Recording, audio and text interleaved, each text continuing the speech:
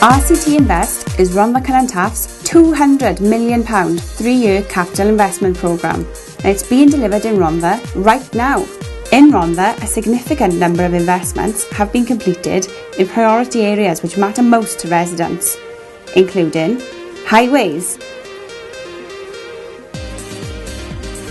leisure,